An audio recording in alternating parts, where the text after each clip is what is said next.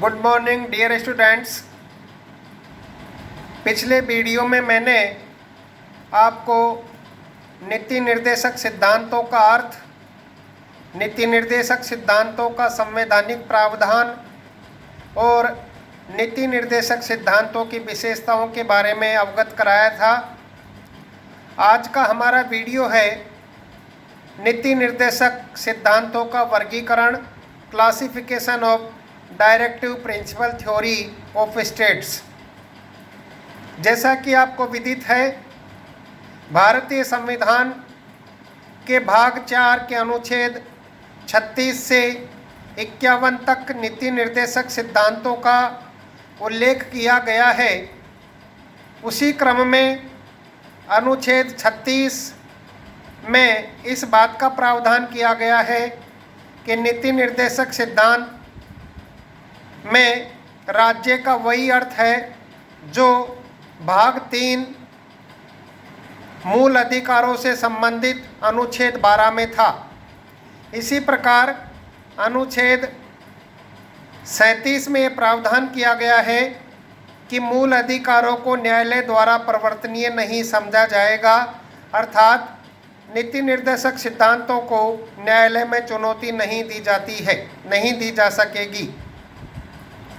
आगे का आज का हमारा वीडियो है नीति निर्देशक सिद्धांतों का वर्गीकरण,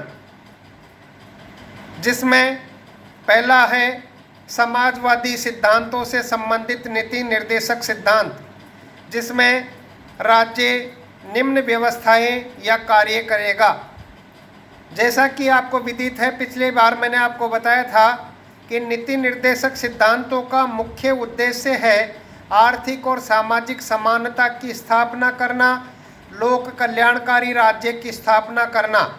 इसी संदर्भ में समाजवादी नीति निर्देशक सिद्धांतों में राज्य निम्न कार्य करेगा जिससे लोक कल्याणकारी राज्य की स्थापना हो सके, जिससे आर्थिक और सामाजिक लोकतंत्र की स्थापना हो सके। तो समाजवादी सिद्धांतों में पहला है अनुच्छेद 38 में लोक कल्याण की अभिवृद्धि के लिए सामाजिक, आर्थिक और राजनीतिक न्याय द्वारा सामाजिक व्यवस्था सुनिश्चित करना और आय, प्रतिष्ठा, सुविधाओं और अवसरों की असमानता को समाप्त करना। तो अनुच्छेद 38 में ये प्रावधान है कि राज्य ऐसा कार्य करेगा, राज्य ऐसी नीति बनाएगा जिससे लोक कल्याण की अभिवृद्धि के लिए सामाजिक, आर्थिक और राजनीतिक न्याय द्वारा सामाजिक व्यवस्था सुनिश्चित हो जाए और आय, प्रतिष्ठा, सुविधाओं और अवसर की असमानता को समाप्त किया जाए। ऐसा राज्य की नीति होनी चाहिए जिससे लोक कल्याण की अभिवृद्धि हो सके। अनुच्छेद 39 में ये कहा गया है, 39 प्रथम में, 39 फर्स्ट में राज्य स्त्री, पुरुष और सभी नागरिकों को समान रूप से आजीविका के पर्याप्त साधन जुटाएगा। अर्थात अनुच्छेद 39 जो समाजवादी सिद्धांत से संबंधित है, उसमें ये प्रावधान किया गया है कि राज्य स्त्री और पुरुष तथा सभी नागरिकों के लिए आजीविका के पर्याप्त साधन जुटाएगा। इसी प्रकार अनुच्छेद 39(2) में कहा गया है सामूहिक हित के लिए समुदाय के भौतिक संसाधनों का समान वितरण होगा। इसका तात्पर्य यह है कि जो भी भौतिक संसाधन है जिससे सामूहिक हित की बात निहित हो, उनका समान रूप से वितरण राज्य को करना चाहिए। ऐसा अनुच्छेद 39(2) में उल्लेखित है। अनुच्छेद 39(3) में धन और उत्पादन के साधनों का संकेंद्रण रोकना। इसका तात्पर्य यह है कि धन और उत्पादन के साधनों का केंद्रीयकरण नहीं होना चाहिए। धन और उत्पादन के साधन सार्वजनिक होने चाहिए जिससे हर व्यक्ति अपनी आजीविका का साधन अपना सके। अनुच्छेद 39(4) में पुरुषों और स्त्रियों को समान कार्य के लिए समान वेतन दिलाना भी राज्य का कर्तव्य होगा। अर्थात राज्य ये प्रयास करेगा कि समस्त स्त्रियों और पुरुषों को जो समान कार्य करते हैं उनको समान वेतन मिलना चाहिए। इस आधार पर स्त्री और पुरुष में कोई भेदभाव नहीं होना चाहिए। अनुच्छेद 39(5) में राज्य कर्मकारों के स्वास्थ्य और शक्ति तथा बालकों को अवस्था के दुरुपयोग से संरक्षण करेगा। इसका तात्पर्य यह है कि राज्य काम करने वाले कर्मकारों के हेल्थ स्वास्थ्य और उनकी शक्ति तथा बालकों को अवस्था के दुरुपयोग से संरक्षण प्रदान करेगा।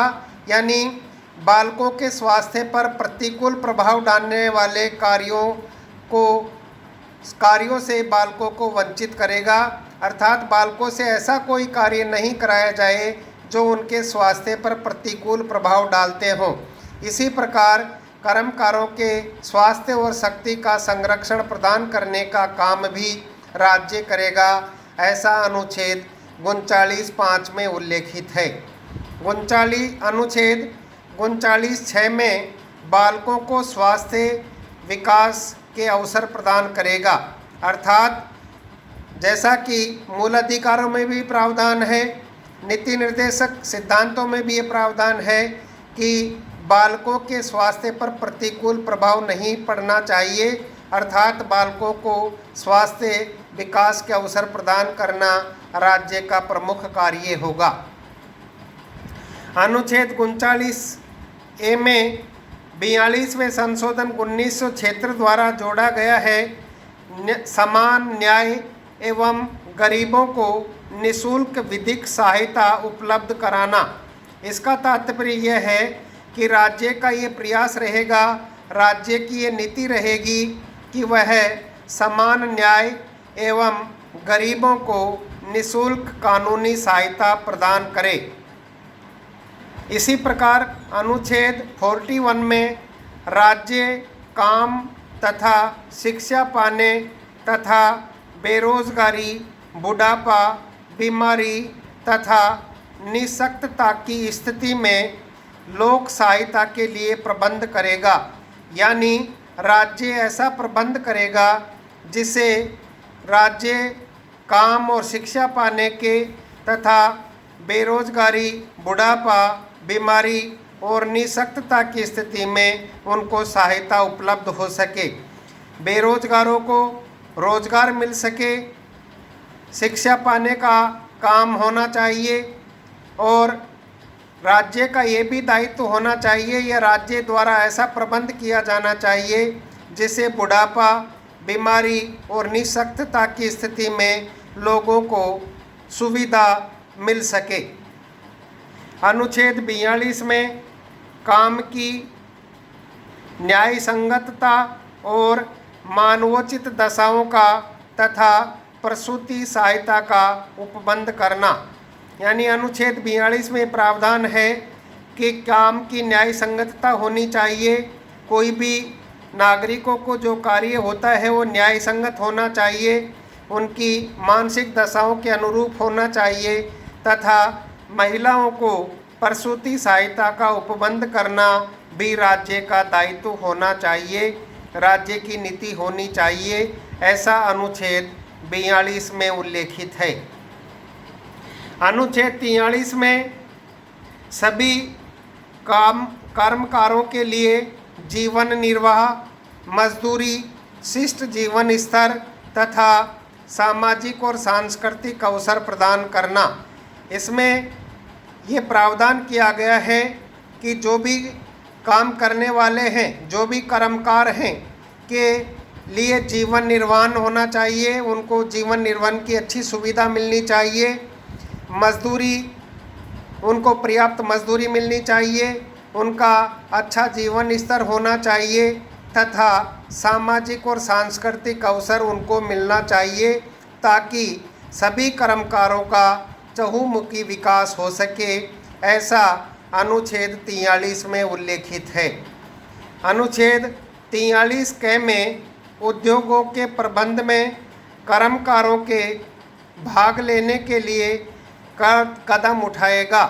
42वें संशोधन 1976 में यह जोड़ा गया है। इसका तात्पर्य यह है कि उद्योगों के प्रबंध में कर्मकारों के भाग लेने के लिए राज्य कदम उठाएगा, यानी कर्मकारों को या कार्य करने वाले व्यक्तियों को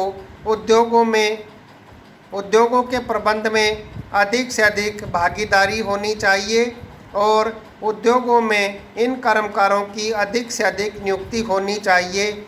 ऐसा प्रावधान अनुच्छेद 43 के में किया गया है और यह प्रावधान भारतीय संविधान के 42वें संशोधन 1976 में जोड़ा गया है।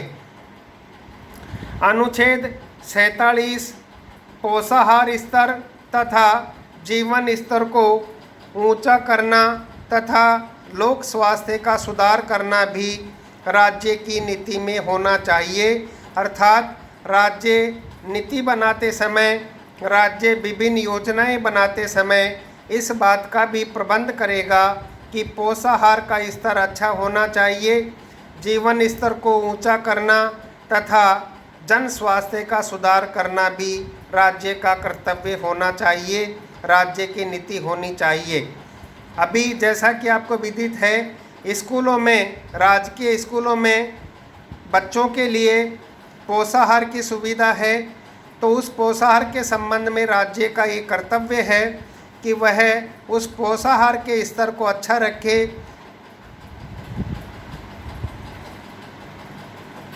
और जीवन स्तर को ऊंचा करने का प्रयास करें तथा जन स्वास्थ्य में सुधार होना चाहिए।